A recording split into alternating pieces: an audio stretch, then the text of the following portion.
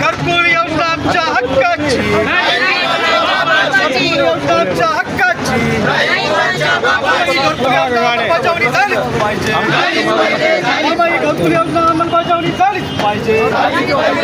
सरसकट लाभार्थ्यांना लाभ मिळालाच पाहिजे. सरसकट लाभार्थ्यांना लाभ मिळालाच पाहिजे. मनपायुक्त होश में आओ, मनपायुक्त होश में आओ. दादागिरी नहीं चलेगी, नहीं चलेगी, नहीं चलेगी, नहीं चलेगी.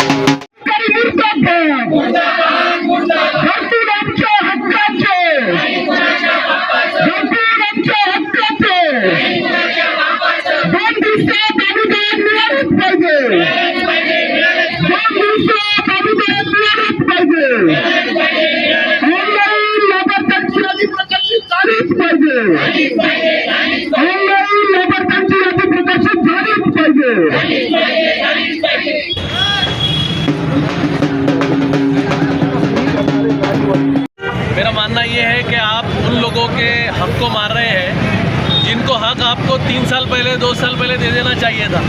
लेकिन ये आज़ाद समाज पार्टी है, ना कि ये वो पार्टी है कि आंदोलन करेंगे और चल जाएंगे।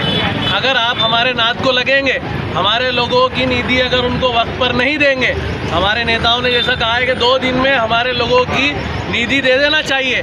जिसने कंप्लेंट येत आहे आणि आमचे नेते अरविंद कांबळे साहेब यांनी आपल्याला जे सांगितलेलं आहे त्याच्यावर पुन्हा एकदा मी महानगरपालिका आयुक्त साहेब यांना सांगू इच्छितो, आयुक्त साहेब आपण फक्त आता आयुक्त राहिलेले आहात, आता आपण प्रशासक नाही. त्यानुसार आपण लवकरात लवकर यांची जी यादी आहे ती प्रकाशित करावी. 2 दिवसाच्या आत तुम्ही ही यादी प्रकाशित करावी आणि लवकरात लवकर हा निधी यांनी वाटप करावा. नसता 2 दिवसाच्या आत जर यांनी आम्ही सांगितलेलं जे निवेदन आहे त्याच्यावर यांनी जर चर्चा करून ही यादी जर प्रकाशित केली नाही तर आम्ही महानगरपालिकेमध्ये घुसून या अधिकाऱ्यांच्या तोंडाला काळं फासल्याशिवाय राहणार नाही. याची आम्ही आपल्या चॅनलच्या माध्यमातून यांना या ठिकाणी ही तंबी देत आहोत. गरिबाचा हक्क मारू नका, त्यांचा हक्क त्यांना लवकरात लवकर देण्यात यावा एवढीच आमची मागणी आहे. आंदोलन केलेले आहे हे शांत पद्धतीने केलेले आहे.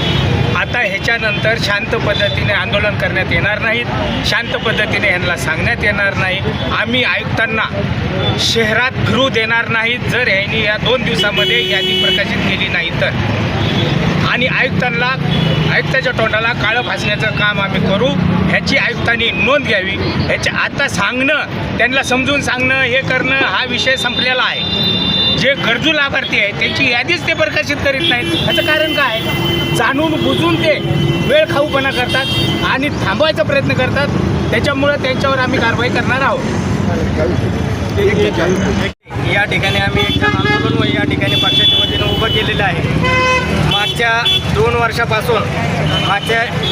वर्षापासून एकही रुपया निधी एकाही लाभधारकाला आजपर्यंत वाटप झालेलं नाही. आणि अशा परिस्थितीत सुद्धा इथले प्रशासकीय अधिकारी म्हणतात की घोटाळा झाला. अरे ज्या वेळेस तुम्ही फंड वितरित केलंच नाही, ज्यावेळेस तुम्ही त्यांना हप्ता टाकलाच नाही तर इथं घोटाळा होईल कसा? 2 वर्षापासून 1 रुपयासुद्धा अनुदान या ठिकाणी पूर्णाला देण्यात आलेलं नाही.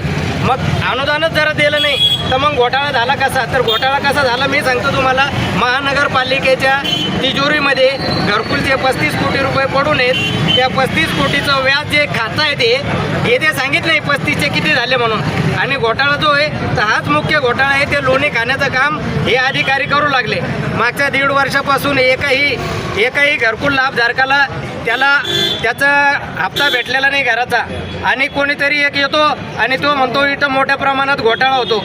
अरे घोटाळा जर निधीत वितरित होत नाही तर मग घोटाळा कुठून होईल? हे तर असं झालं, कोणी कुठून येतं लग्नाला लोकायचं आणि येऊन नाचतं येड्या भोकाचं, अशी परिस्थिती या ठिकाणी महापालिकेची झाली. आणि आयुक्तसुद्धा त्या लोकांचं ऐकते. अरे आयुक्त साहेबांनी मागच्या 1.5 वर्षापासून जवळपास 7 सर्वे झालेले आहेत, 7. आणि आता सुद्धा सर्वे चालू आहेत. क्रॉस व्हेरिफिकेशनच्या नावावर फक्त आमच्या समाजाला दिशाभूल करण्याचं काम महापालिका आयुक्त करत आहेत. मी आपल्या चॅनलच्या माध्यमातून माननीय आयुक्त साहेब तसेच जे कोणी संबंधित घरकुलचे अधिकारी आहेत त्यांना मी विनंती करतो की किती वेळा सर्वे करायचा आहे आणि सर्वे करून जरी तुमचं समाधान झालंच नाही अजून तर मग एक काम करा, आम्हाला इथंच बसून ठेवा, आमचे फोटो इथं ठेवा, आम्ही सगळे इथंच येऊन बसतो, म्हणजे तेव्हा तुमचे मनाची समाधानी होईल.